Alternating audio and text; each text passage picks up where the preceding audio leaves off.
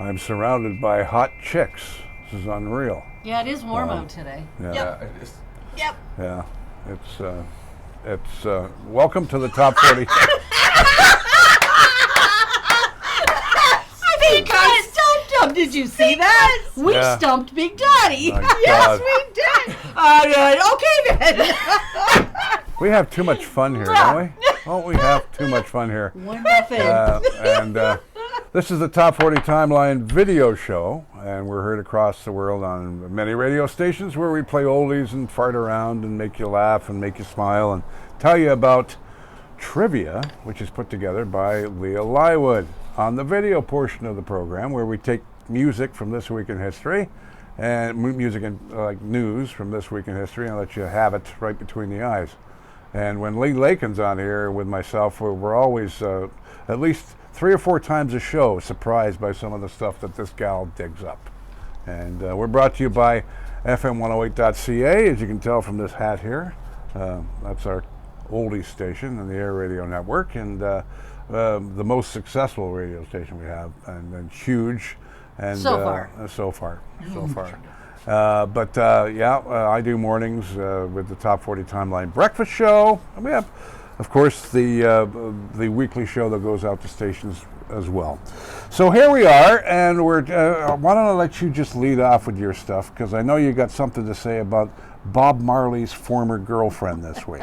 What is it? Oh, by the way, this is Leah Lywood. I didn't introduce you guys, did I? No. And this is Amanda Bassett, who is our local news director. We thought we'd bring her in. We were tired of Lee for a day. We thought we'll bring Mandy in. Yeah, for a Mandy while. does a show on our local radio in the afternoons. Love you, Lee. And Lee, of course, is our head of promotions and operations, and he's the guy with the voice and everything else. But he's not here because I'm here with 2 hot chicks, as I mentioned at the beginning of the show. Now, you can go on and talk about Bob Marley. Okay, Yes. we're good to go. Here we go. As Bob Marley's former girlfriend, Esther Anderson, revealed in recent years, music icon's I Shot the Sheriff tune was inspired by birth control pills as a cry out against contraception. According to Esther, she was using pills at the time when she was with Marley as a prescription from her doctor. Bob considered such medicaments some sacrilege, condemning the doctor for killing his seed before it grows. The lines, Sheriff John Brown always hated me for what I don't know. Every time I plant a seed, he said, kill it before it grows. Indeed, fit the description perfectly. See, now I thought that was all about an Old West. That I did not know. Yeah, I had no idea about that one. You listen to the lyrics. Now you got to listen to the lyrics. And Now I'm going to. You'll see a different correlation to the song altogether. Wow. You just blew my mind with that one. Absolutely. Where's Lee? He isn't I here. know. Gotta tell Leah that when he gets back. 1968, the University of California, Los Angeles announced that students taking music degrees would have to study the Rolling Stones as they had made such an important contribution to modern music. Isn't that a nice sentiment for the Rolling Stones, I think? Well, when a university says you're going to study music, this is who you're studying. There you go. 1968, yeah. What's going How about her, on? Mandy? Okay, in 1955, CBS TV's popular variety show, Toast of the Town, is renamed what many people had been calling it all along, The Ed Sullivan Show. A really big show. A really big show. That's what it was originally I could called. never understand, what did Ed Sullivan do? He didn't sing. He wasn't, all he did was speak into a microphone. He didn't dance. He didn't do anything. He just hosted. Well, obviously he was picked to do it, and that's. I just wondered, I'm not cutting up Ed Sullivan. I don't know. I'm just Now you're saying, going to what have did- me looking what- into that. Now yeah, I'm going but to what have to did he figure do? it have to. He didn't do anything else apart from come on stage and introduce things. Well, he has been known for some landmark things, but you have to leave that with me. I'm going to have to look that one I up see. now. I just now she's going hard to work now on Ed Sullivan. Just wait. That The next answer one, will be coming shortly. There you go. Do it again. What's the next one? 56. Okay, in 1956, rock shows are banned at the U.S. Naval Station in Newport, Rhode Island, after a fight breaks out during a Fats Domino concert. Wow. Wow. 1957. Go ahead.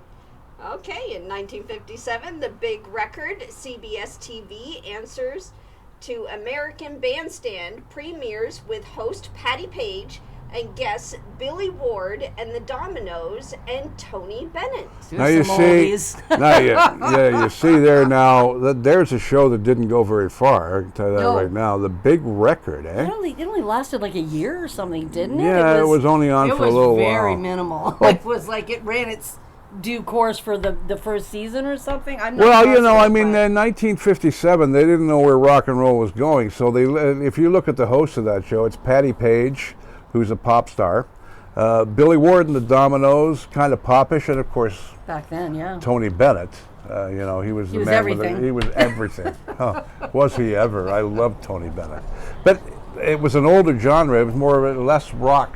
But that was the time, though, 57, right? So they didn't know what was going on. All right, 1978, WKRP in Cincinnati, a TV series about a radio station that switches format from easy listening to rock, makes its debut on CBS. That's right, there he is. Its last 4 seasons enjoying support from the real radio professionals who recognize the quirky characters, incompetent general manager Arthur Carlson, disheveled morning man, the jock Johnny Fever, and their co-workers. And of course, that was one of the greatest shows of all time, in my opinion. And being in radio, being in radio, I can tell you that was based on a radio station in Atlanta, Georgia, where all those characters were, and they were just under different names and stuff. But every radio station I ever worked with had a Herb Tarlick. Every radio station I ever worked with had an Arthur Carlson, and. Ted knew nothing about what they were doing. Yeah, and I worked with several news people who were Les Nessman. So, that's, Les made it. Yeah. WQXI in Atlanta is what it was based on, and the characters there. But my God, that's the way radio is, only that's tame. Yeah. Well, we're talking TV, it's like the CRTC. It's like especially back then. About my wrestling match at FM 108 when I did a remote at the Burlington Mall, and we're at Tim Hortons, and the giant 10-bit parked his car in front of the station van, and I had to leave, and he got mad at me, and he told me where to go. So he started pushing me around. I wish we had this stuff on film. But that's, kind of like the bathroom a mascot sketch there where the fish meets the pig and the fish meet. What am I supposed to be? I'm a carp. Sorry. 2011. At the Austin City Limits Festival. When I get talking about KRP... We won't get halfway through this today. I can see it doesn't matter. It doesn't matter. 2011. Yes, it does. We have fun with it. All right, stop it. Shut up. At the Austin City... Stop touching me.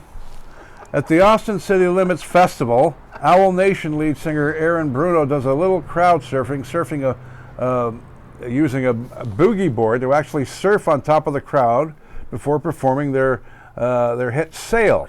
And he puts off the stunt a few more times before it gets too dangerous as fans try to take home souvenirs, like his hair, for instance.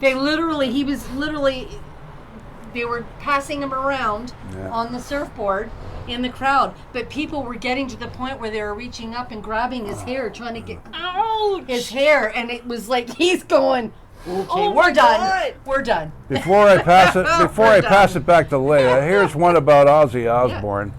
Ozzy Osbourne refuses to watch any episodes of the MTV show The Osbournes, claiming he was stoned during the entire filming. No kidding, Ozzy. No kidding. You know what? I think it would be believable. Just saying. Even straight, he looks stoned. Even just when he talks. Anytime he talks, he's just got that. Guns N' Roses' Rocket Queen features footage of Axl Rose having sex with Steven Adler's girlfriend in the recording booth. Yep, you read it right. Apparently, Guns N' Roses drummer Steven Adler was fooling around a bit at the time, making his enraged girlfriend Adriana Smith resort to a classic cheating revenge. Bang the bandmate. Go for it.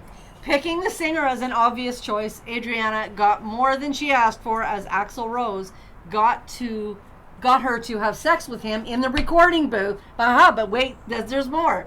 with a wide awake sound engineer recording everything. Oh my God. As Watch You Bleed, the saga of Guns N' Roses book notes, the sex footage ended up on the Rocket Queen track off the group's Appetite for Destruction record. Simply check out, and I put it in, from 2:35 to approximately 2:45 of the video, Mrs. Smith is heard loud and clear. Cool. And you will hear her groaning. It's there. You're just going to watch it. At that timestamp. Axl Rose was a smart guy to do that. Uh-huh. Very clever. It's a bit of a very dink, clever. but anyways. Depending on which side of the fence But you're on. hey, you want to mess around, let's do it good. That's right. 1963, Anne Margaret lends her voice to an episode of The Flintstones where she appears as Anne Margrock. I used to love that. Legendary stuff. And beautifully replicated too. She looked very well exactly well like done. Anne Margaret. It was amazing. She wasn't Anne Margaret, though. She was Anne Margrock. Margrock. That's right. Yeah. Okay, in 1984, at a whistle stop in Hamilton, New Jersey, campaigning President Ronald Reagan praises singer Bruce Springsteen, saying, "America's future rests in 1,000 dreams inside your hearts. It rests in the message of hope in songs so many young Americans admire. New Jersey's own Bruce Springsteen, and helping you make those dreams come true in what this job of mine is all about." This leads to widespread criticism in the press because Springsteen's recent hit, Born in the USA, is in fact a bitter cry of outrage at how poorly the United States treats its veterans, which Reagan had apparently mistaken for a straightforward That's the funny patriotic part. anthem, an easy mistake to make if you listen to the chorus only and not the lyrics. That's right. Oh, he thought it was absolutely amazing. It was all about, beautiful, beautiful. And it was like, you need to Yeah. listen to that a little closer, maybe. Yeah, especially when you're the president of the United States, you have to check in before you Well, you make would a think statement. somebody would have a fact checker that would kind of. Yeah, Yeah, usually kind do. of pulled him out of that one. yeah. What was the year of that? That was 1984, so yes and no. 1997, the pitch correction software Auto-Tune hits the market and soon becomes Ubiquitous. Ubiquitous. I know you were going to say that. In recording studios, especially after Cher hits #1 with her auto-tuned "Believe." I like that song. Auto-tune is the brainchild of research engineer Andy Hildebrand, founder of the Antares Audio Technologies. Designed to correct vocal speech in real time, the device is a godsend for producers who don't want to waste hours coaxing a perfect take from their artist. On its lower setting, the program is a discrete tool that perfectly tunes off-key vocals. Maybe it could have stayed a well-kept secret in the music industry, but someone had to crank it up. There we go. Want me to do this one too? Sure, go for All it. right. 2008, Blink-182 drummer Travis Barker and DJ AM are seriously injured when their plane they are riding in hurtles off the end of a runway in South Carolina and hits a highway embankment. A blown tire leads to the crash, which engulfs the aircraft in flames. Barker and AM are the only survivors. 4 others are killed. Barker recounts running away from the wreckage as fast as he could. "The night is dark, but I can see my way because of the light from my own burning flesh," he writes in his memoir. My God. Barker suffers a back injury and severe burns, but recovers and gets back to performing, although he is left terrified of flying. DJ AM dies of an accidental drug overdose less than 2 years later. What have I got, snot hanging from my nose or something? Go ahead. Keep going. Huh? Often misinterpreted as a suicide song, Megadeth's classic ballad "A Tout Le Monde" was inspired by frontman Dave Mustaine and his dream in which he had a conversation with his late mom. Dave gave a direct explanation of the song, saying, "A Tout Le Monde is based on a dream I had where my mother came back from heaven to say I love you. It's about me talking to her again." And you can carry on with the Brian Adams. Your nose is still black, just saying, on the end. My nose is black on the end. I Okay. tried to fix it, but it's not. Oh, I see. Okay. So all that was about a little black thing on the end of my nose. Kind of reminds me of the. Right here. Yeah. Right there. Is it still there? Yes. Is it still there? Yes. It's just faint, but it's like right here. This is On that note, disgusting, man. Bryan Adams has had his photographs published in fashion magazines Vogue and Harper's Bazaar, as well as shooting many of his musical peers, including Mick Jagger, Ray Charles, Tina Turner, Rod Stewart, Robert Plant, Amy Winehouse, Annie Lennox, Peter Gabriel, and Morrissey, and there have been more. He's done tons of photographs, and they're amazing. They're so well done. 1969, the self-titled album by Blind Faith, the supergroup of Eric Clapton, Steve Winwood, Rick, and Ginger Baker hits #1 in America, where it stays for 2 weeks. The band played their last show on September 29th and never reformed. That's the end of Blind Faith, baby. I want to Wow. do. I want to do this one. Ginger and then we'll Baker was pass. difficult to work with. Yeah. He was a very difficult Yeah, I man. remember seeing a few comments He was a about that over very the years. difficult band to work with. Well, apparently it didn't work, so. 1973, the body of the Byrds guitarist Graham Parsons, God rest him, is stolen and taken to Joshua Tree National Park, where it is set on fire. Parsons died the previous day after a visit to Joshua Tree when he took an overdose of alcohol and morphine. His body is at Los Angeles International Airport, scheduled to be flown to his family in New Orleans, but his friends, Phil Kaufman and Michael Martin, have other ideas. Showing up at the airport in Kaufman's hearse, his everyday vehicle, FYI, they claim the body, signing the release forms as Jeremy Nobody. You think that would have been a clue, but Yeah. they head to the Joshua Tree about 200 miles away, stopping at a bar along the way where they drink and toast to Parsons. Arriving at the Cap Rock landmark in the park, they unload Parsons' casket, douse it with gas, and set it on fire. Cap Rock has special significance as it's where Parsons enjoyed an evening with Keith Richards doing peyote. The following day, authorities find the body, and Kaufman and Martin are later released, fined, and given suspended sentences. Kaufman claims that Parsons had asked for the desert consecration and that he was simply carrying out his wishes. The incident becomes legend and provides Parsons with a far more elegant coda than his hotel room overdose. Now, I did include a link if you wanted to find out literally the details, finer details of that story. It's quite interesting. There is a link on our page with the I don't know. post I don't did know how for that one. story escaped me, but that's the first time I've ever Really? heard that. I've never heard that. Oh yeah. No, I didn't know about that one. You've Well, there you enlightened go. me there. There you go. There you go, Mandy. Oh, sweet. The year I was born. Okay, 1975. Bay City Rollers make inroads in America when they appear on the debut of Howard Cosell's ill-fated Saturday night show on ABC, appropriately performing their hit Saturday Night. SATURDAY night. SAT. Alright. This is Howard Cosell. There we go. Yeah. Let me introduce to you the Bay City Rollers. Yeah, that didn't last long. Younger one then, but That didn't last long for Howard. It No. didn't last long for Howard. No. But the Bay City Rollers, I remember Chum Radio in Toronto putting on a concert down at Nathan Phillips Square. Mm-hmm. And I remember the gals just everywhere, and tartans. I've And, never understood that. and they were supposed to be the second Beatles, but of course that never happened. But they charted a few songs on Top 40 radio, but they were never played on classic rock stations. They were okay, but I never even batted an eyelash to listen to them, to see them. It just.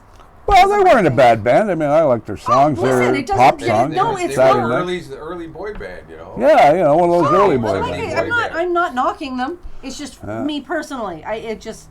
Yeah. I mean, Zeppelin, Bay City Rollers. Yes, I know. I mean, there's a That's just not even close. not even. What happened in 2014? Okay, in 2014, Lauryn Hill turns up an hour and a half late for her show at the Brixton Academy, performs speeded up remixes of her songs, and is booed by the crowd. Yeah, she literally.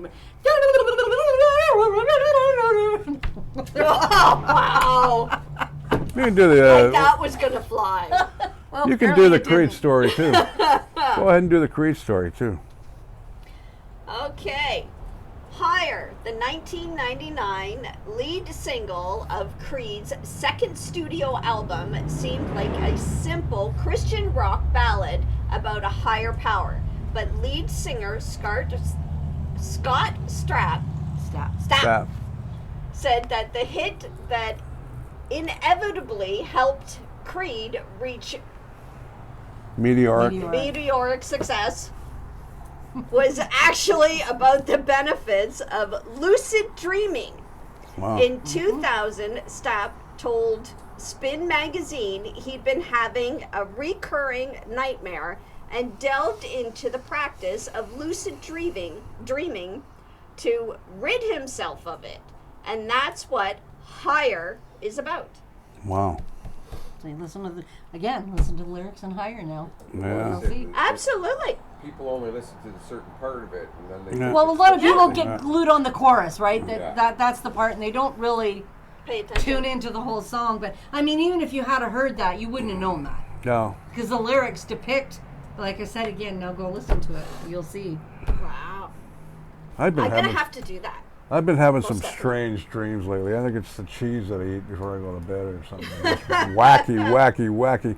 Lucid dreams are what? That's where you really Lucid dreaming. You're literally you're sleeping, but you're awake, and you're yeah.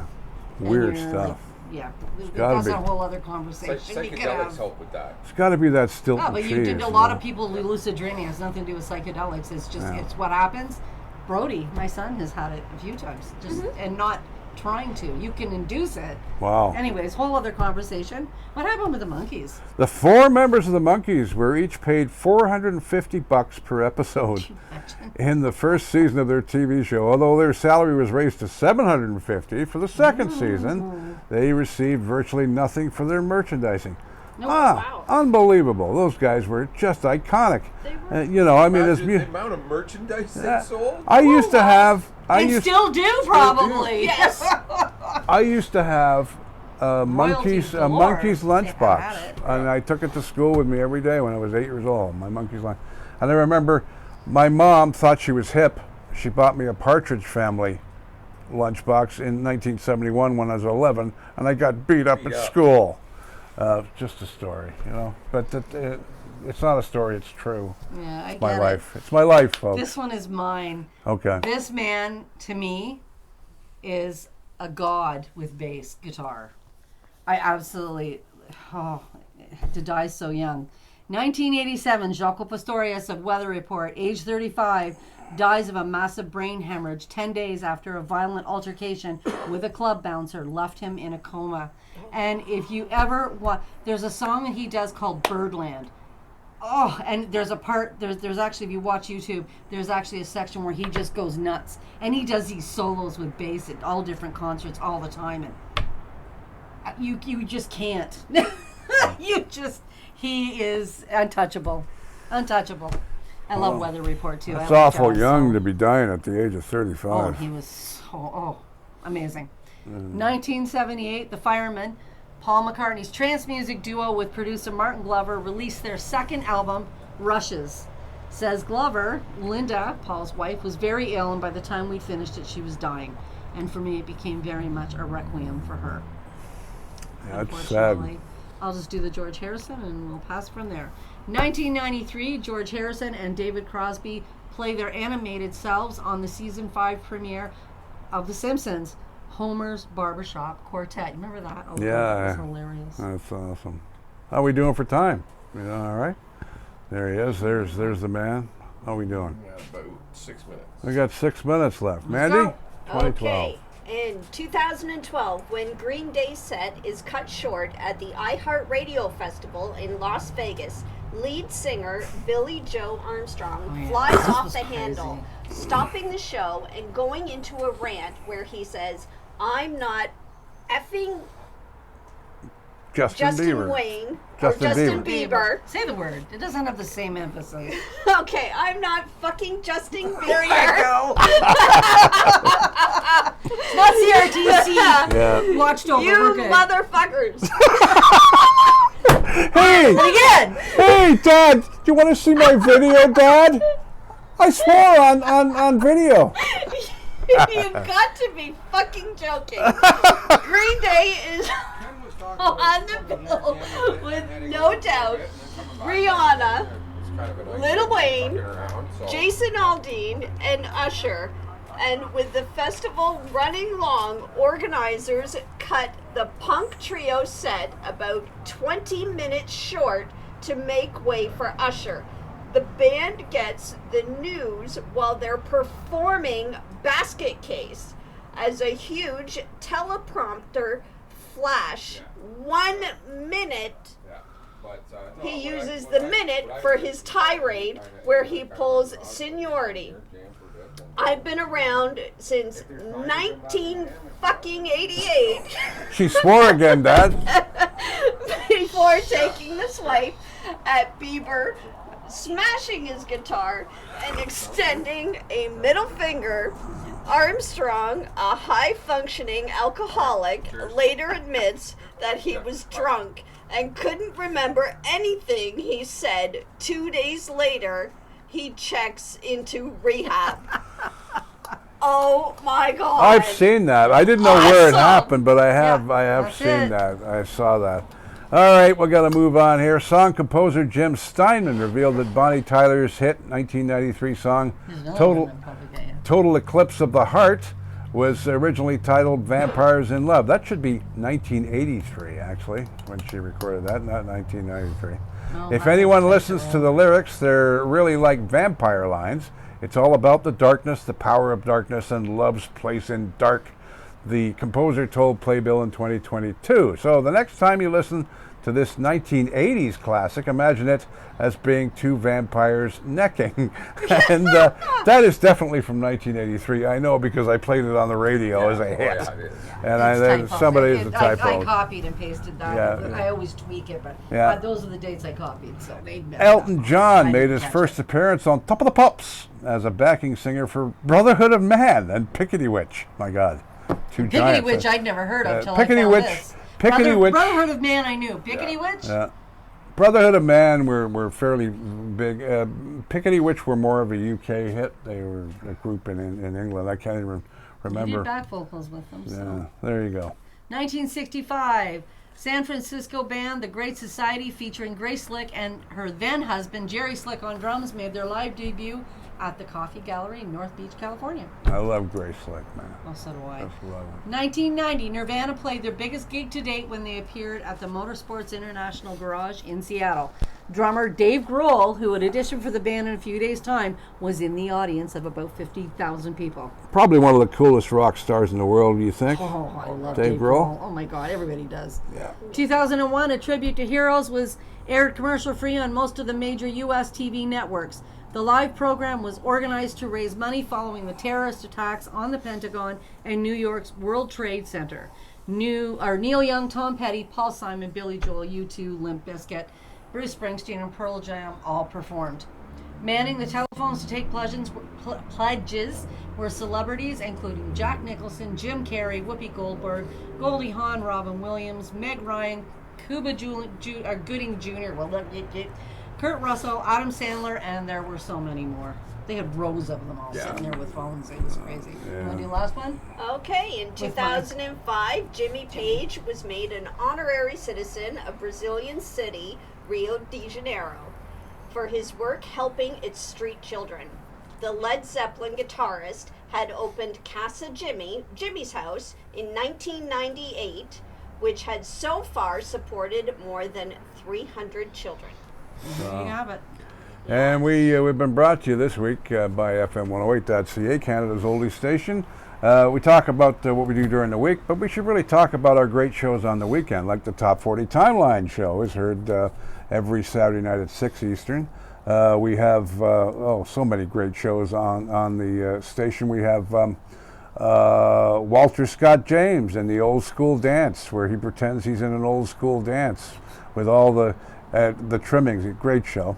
And we have the 60s at 6. We never talk about that during the week. It's a great show as well. We play an hour of 60s between 6 and 7. And we do the 50s as well with Mark Panopoulos. And Hey, Mark. I'd like to say hi to Rich Appel and the gang too. And Yeah. we just have some great shows on the weekends. Just wanted to mention that before we go. FM108.ca. Right on. So we're done for another week. And are we supposed to say anything special or anything? No? How many years? Refresh my memory. I'm, Can't even remember. I forgot. It's so much simpler than the first one. Uniting community Worldwide. worldwide. There you go. And now, for myself, Lee Lakin, my little sister here, who I'm always fighting with, Leah Lywood, and Monday. Have a good week, folks. Well, assume the position. Oh, that's loaded.